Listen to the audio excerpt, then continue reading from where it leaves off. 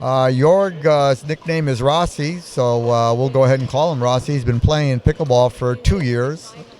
His sports background is squash.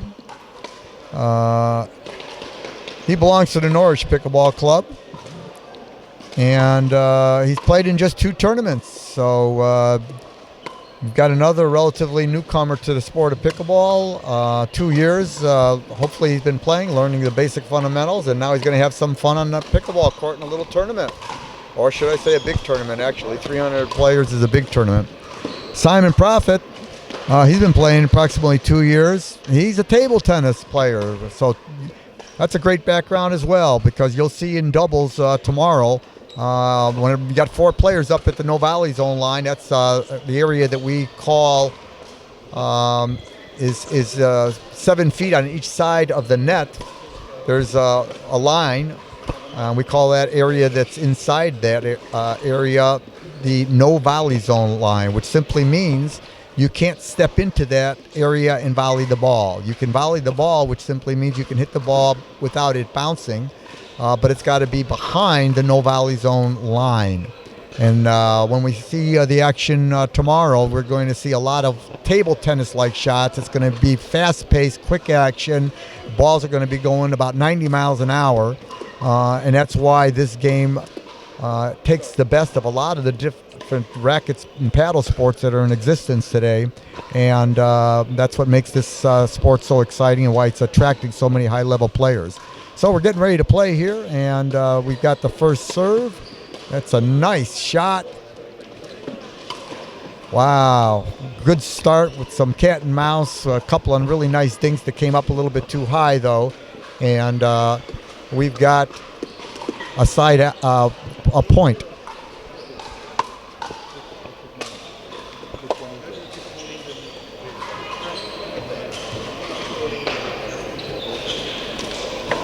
Anybody know who's playing? No.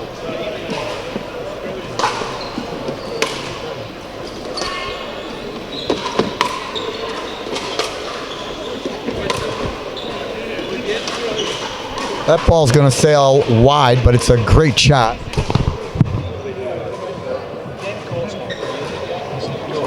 What's your name? Simon. You're Simon, okay. That's Simon on this end. Yeah. Go on. I just asked him, yeah. Oh, it's Simon.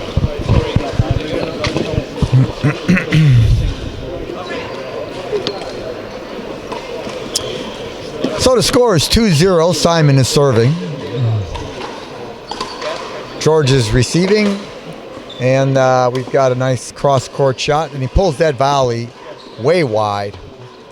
And quickly, Simon goes out to a 3-0 lead.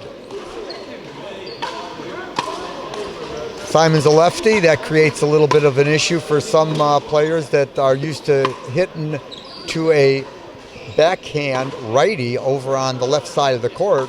But when you're doing that with a lefty, you're going right into his forehand, which is his strength. And sometimes, as funny as it seems, players are so focused into the ball, they're not paying much attention to whether they're playing a lefty or a righty. And it's one of the first things you got to look at. Take a look at your competitor, make certain you know whether they're a lefty or a righty. Look at how they're holding their paddle. If they're in a too much of a backhand grip, especially in doubles, you're going to see that tomorrow. That provides an opportunity to hit the ball a little bit higher to the right shoulder, where you might get a lot of errors when everybody's at the NVZ line. So the score is 5-0, and we finally got George on the board, and with an unforced error on Simon's part, and we are now at 1-5. There's a nice cross-court shot, another cross-court backhand, but that one went wide, so it's side out.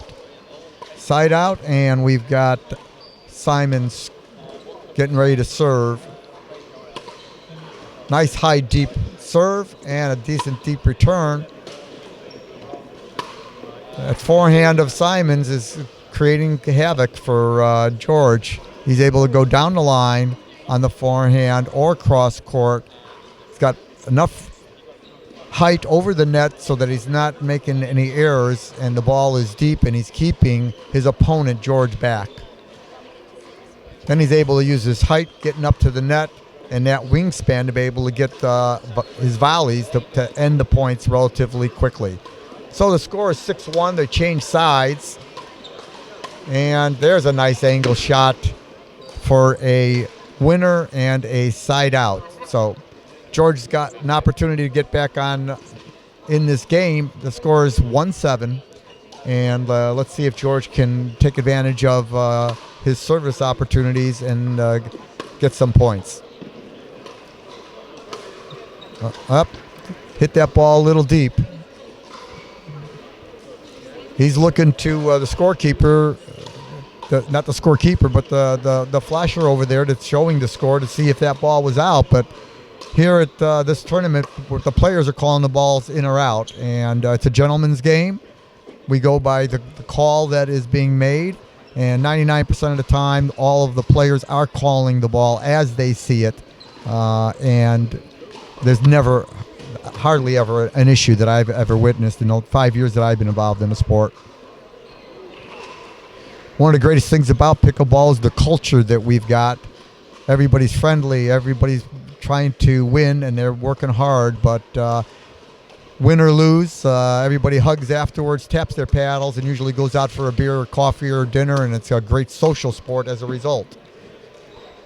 There's Simon using his height advantage to be able to do a nice volley and put the ball away. The score is 6-2.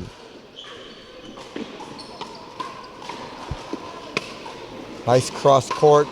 Good backhand down the line for Simon. Another one, it's backhand to backhand. The volley and a little late. So we got another point, and the score is 7-2.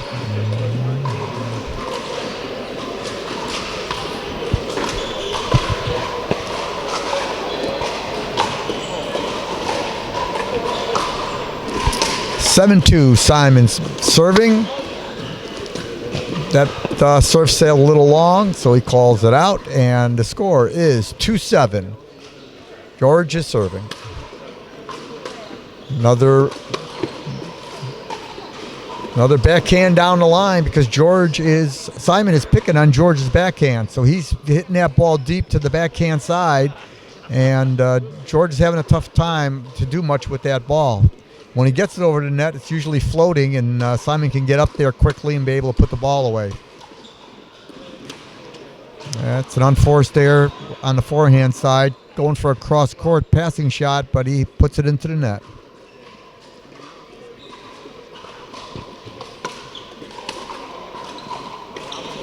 Score is 8-2.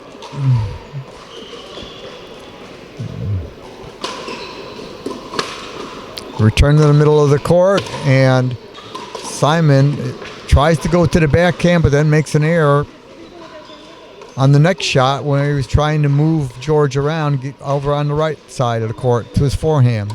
So it's a side out. George is serving again. Guys are getting a little sloppy by missing serves. Got to get that serve in. Can't get a point in pickleball unless you serve. So to hit a serve out, you lose an opportunity to get a point. That's the one thing you got total control on. So try to get that serve deep and keep it in play so that you got an opportunity to win a point. Again, he goes right to the backhand. This time, George is able to respond. Another backhand. Let's see what happens. Yep. Again, Simon hit the ball to the backhand side. George was able to get to it and get the ball over the net, but it was a floater. And Simon quickly moved to the net and was able to put a volley to the open court. So we're back with a side out, and the score is 8-2 again. Yep, there it is.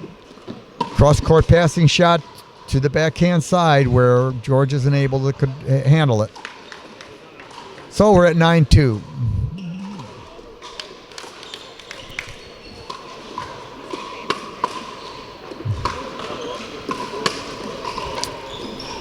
All right, couple of deep shots here.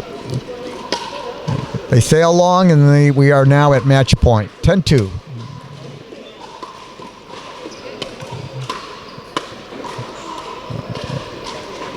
Well, Well fought match, but Simon ends up on top. Score is 11-2, and Simon will move on.